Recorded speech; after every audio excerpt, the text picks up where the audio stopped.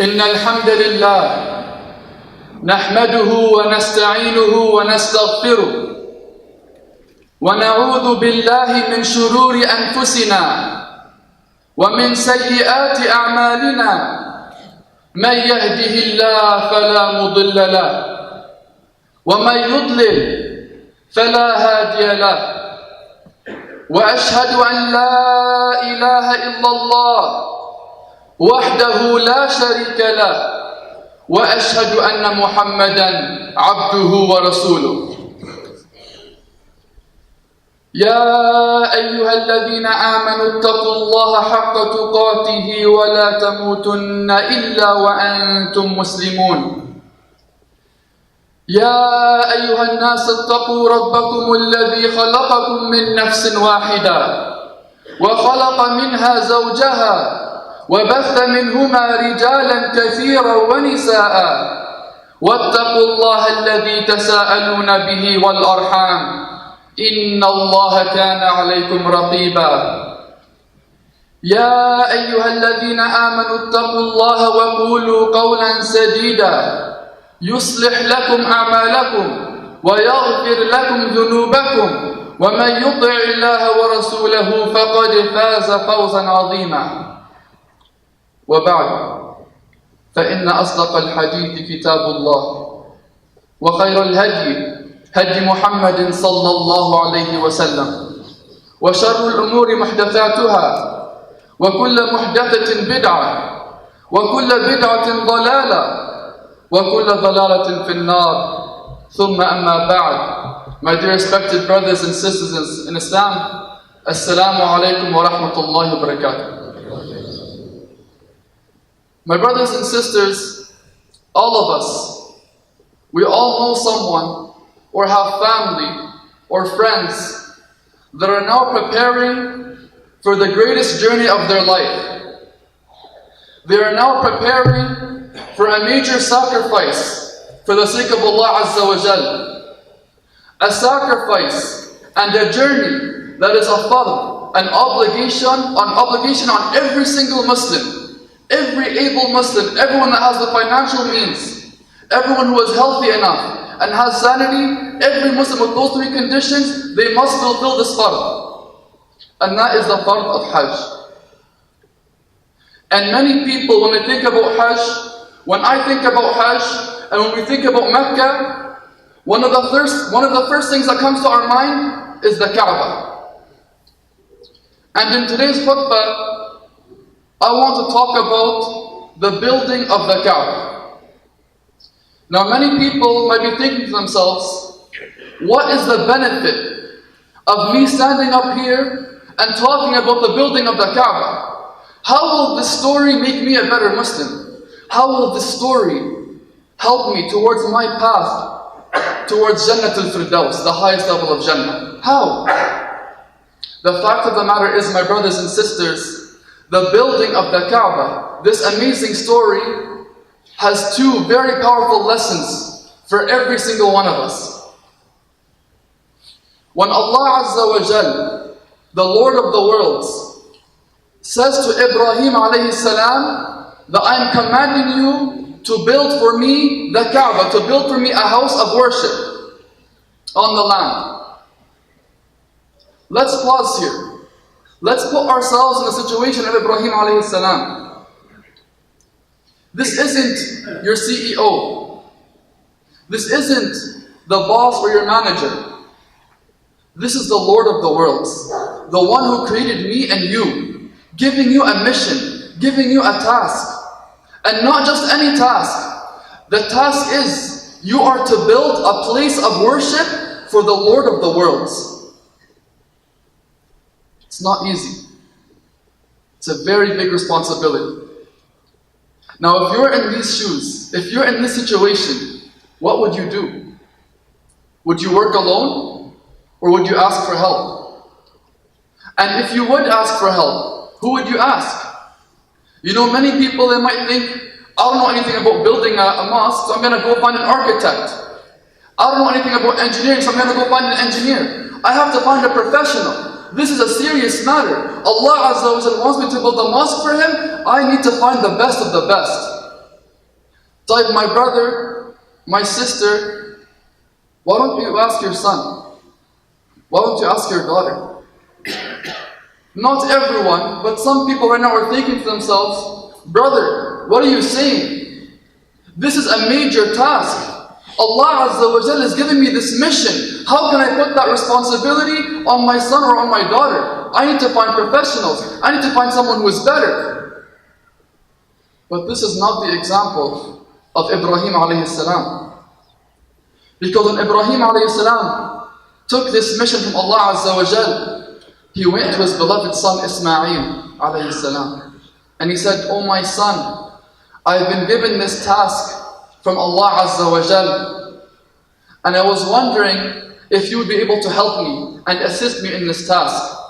And obviously Ismail accepted and he helped his father and they built the Kaa'ba.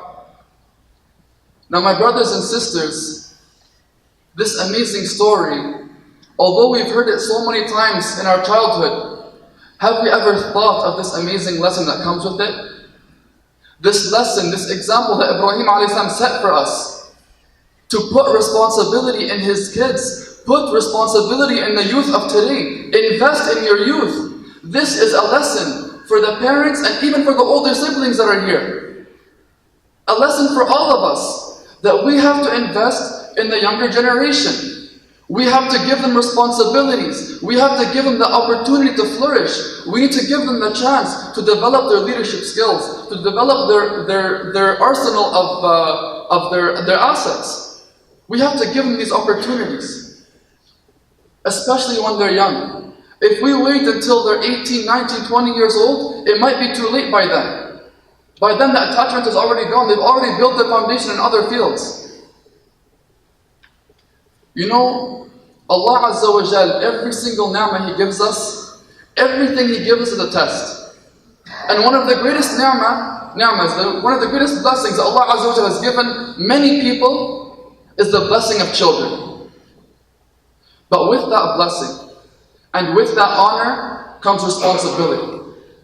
And on the Day of Judgment, we will all be asked about our children and what we did to raise our children, what we did to teach our children Islam and to raise them as leaders for the Ummah, leaders that would carry the flags of La ilaha illallah, Muhammadun Rasulullah.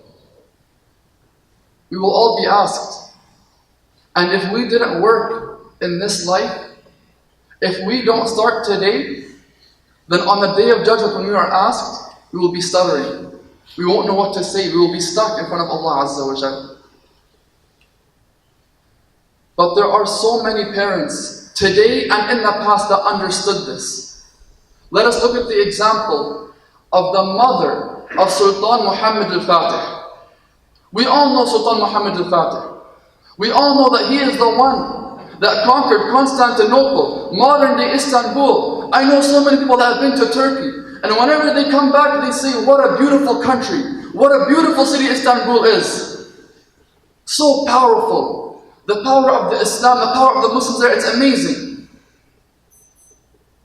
This goes back to Sultan Muhammad al-Fatih and even before him his mother.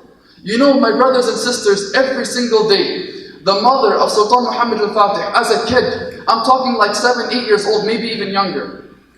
After Salat al-Fajr, she would take her son to the ocean.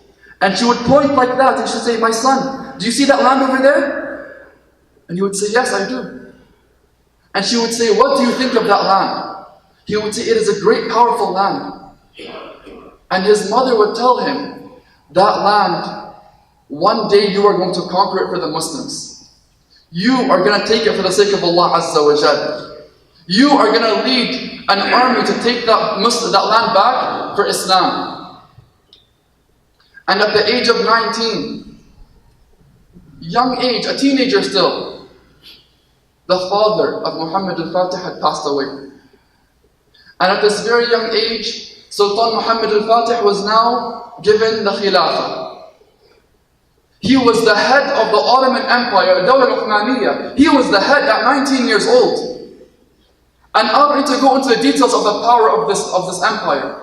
So much money, so much land, so much soldiers, so much people. We don't have to go into the details. But regardless, none of this distracted him. None of this deterred him from his mission. Because from a young age, his mother planted the seed. From a young age, his mother and his father invested in him. And they taught him the path. And only 2 years later, at the age of 21, he took back Constantinople. He took it for the Muslims. He was victorious.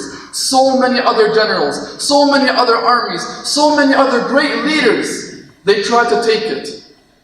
But it was Sultan Muhammad al-Fatih, the young 21-year-old man, who his parents invested in him. He took it back for the Ummah.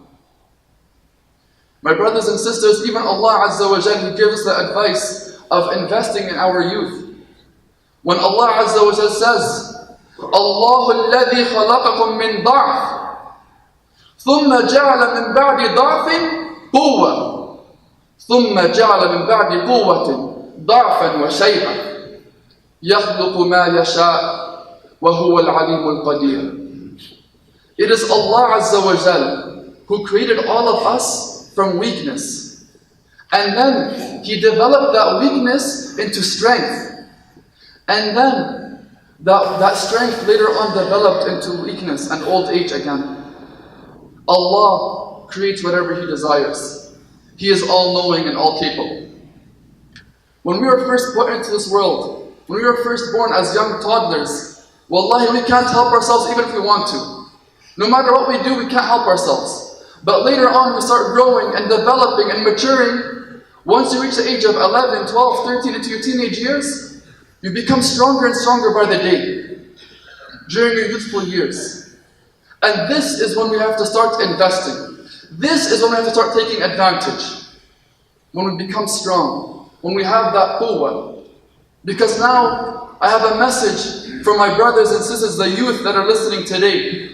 Because Muhammad sallallahu alayhi wa sallam, khayru khalqillah, the greatest creation, he gave us all a very special piece of advice. Words that should be written in gold.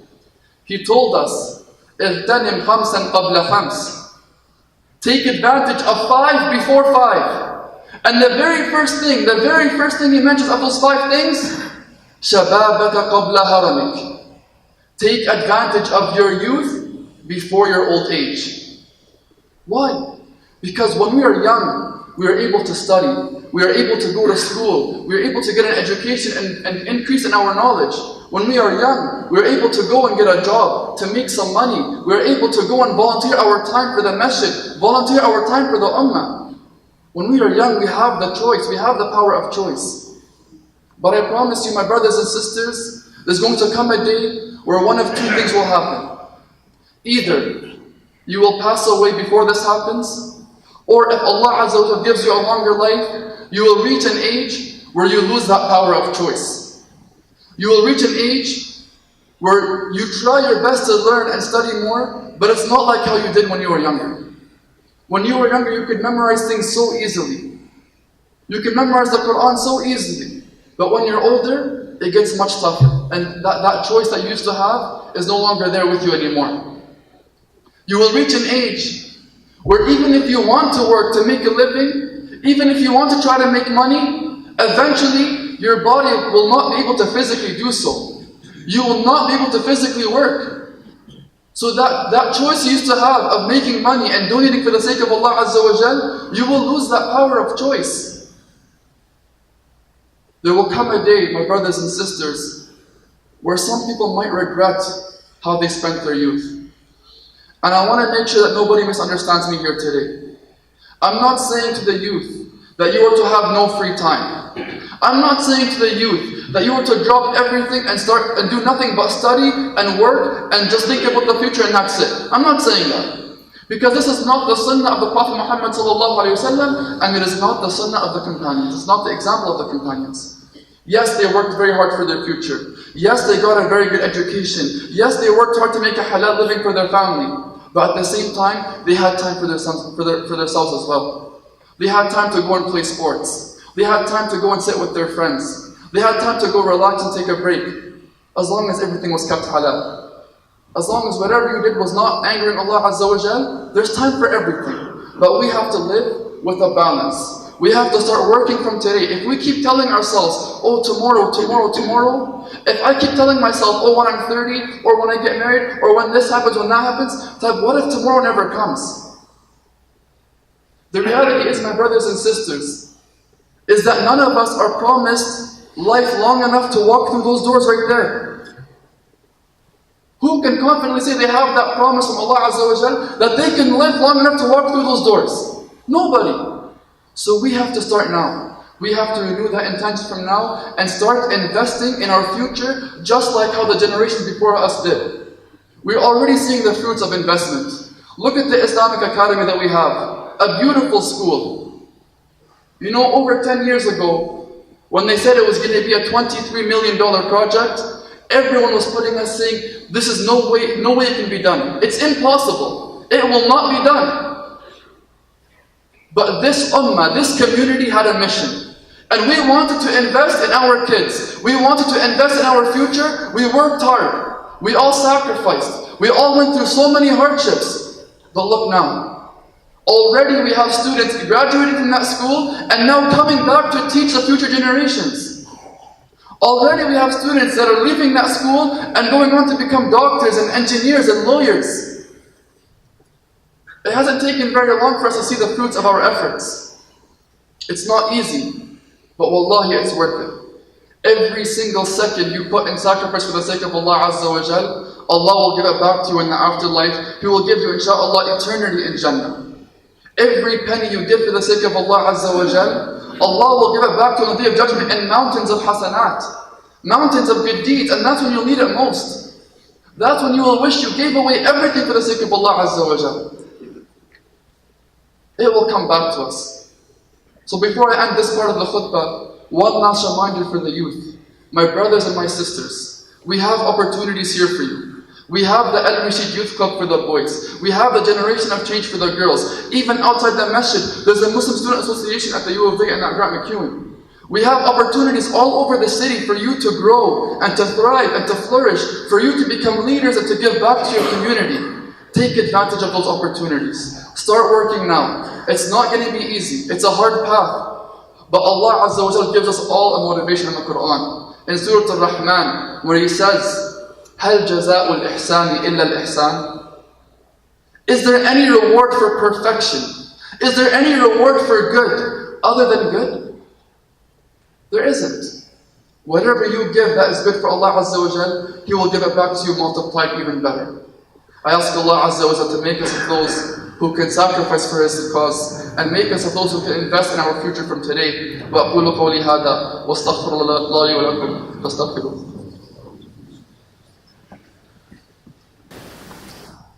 الحمد لله رب العالمين والصلاة والسلام على أشرف المرسلين سيدنا ونبينا محمد وعلى آله وأصحابه أجمعين.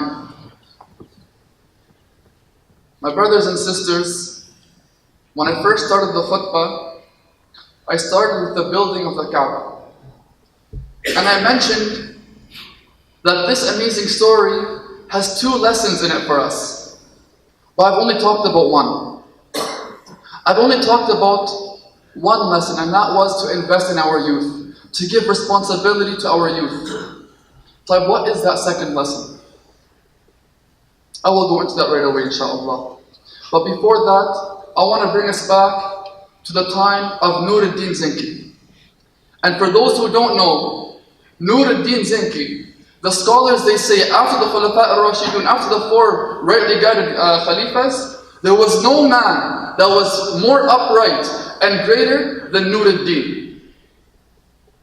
This man sacrificed and worked so hard his entire life for the sake of Allah Azza wa Jal, and his goal was to free Palestine. His goal was to take back Bayt al-Maqdis. But my brothers and sisters, who took back Palestine? We all know it is Salah ad-Din. Because Nuruddin didn't live long enough to reach his goal. But he planted the seed. He sacrificed it and he invested in the future. And although he didn't see the fruits of his efforts in his lifetime, the next generation after him, his very student, saw that fruit. And Salah ad-Din took back Masjid al-Aqsa for the Ummah. we're going to work hard. We are going to sacrifice. We're going to put every effort we can, and even if we don't see the fruits of our efforts, remember the story of Nuruddin Zinki. Remember that maybe you might not see the fruits of your efforts, but the next generation will. Your kids, or your grandchildren, or their grandchildren, they will see the fruits of your efforts, and your efforts will never be gone in vain. Allah Azza wa Jal sees everything. He sees what you do for His sake, the big and the small. And now I will conclude with that first story, because when Ibrahim alayhi salam finished with his son building the Kaa'ba, Allah Azza wa Jal gave him another task. And that task was, go Ibrahim and call people to worship their Lord at this new mosque, at this new house that you have built. My brothers and sisters, Mecca and the Kaa'ba was built at that time in the middle of nowhere, the middle of the desert. There was no civilization around them. So Ibrahim is thinking to himself, where am I going to get the people? How am I going to call them? Allah Azza wa Jalla said, you make the call and I'll do the rest. So he didn't just go anywhere and say, oh people, come worship Allah Azza wa Jalla. No. He put 100% effort into it. And that's the second lesson. Everything you do, put 110% effort. Try your best. Even if you think you won't succeed, try your best. Plan hard, work hard, and try your best. Don't hold anything back. So what did Ibrahim alayhi salam do? He scanned the area. He found a mountain. He climbed to the top of the mountain and he said, oh people, I am calling you to worship the Lord of the worlds. Come worship your master. And although he didn't live to see the fruits of his call, all of us are blessed today to see these fruits. All of us can see today millions of people going to Mecca right now, answering the call of Ibrahim, saying, Labbaik Allahumma labbaik, labbaik la sharika laka labbaik. Amazing. We're not always going to see the fruits of our efforts in our lifetime, but in the akhirah we will, inshaAllah. اللهم آت نفوسنا تقواها وزكها أنت خير من زكاها أنت وليها مولاها يا رب العالمين. ربنا آتنا في الدنيا حسنة وفي الآخرة حسنة وقنا عذاب النار. اللهم صل على سيدنا محمد في الأولين وصل على سيدنا محمد في الآخرين وصل على سيدنا محمد في الملأ الأعلى إلى يوم الدين. آمين آمين. قوموا إلى صلاتكم يرحمكم الله.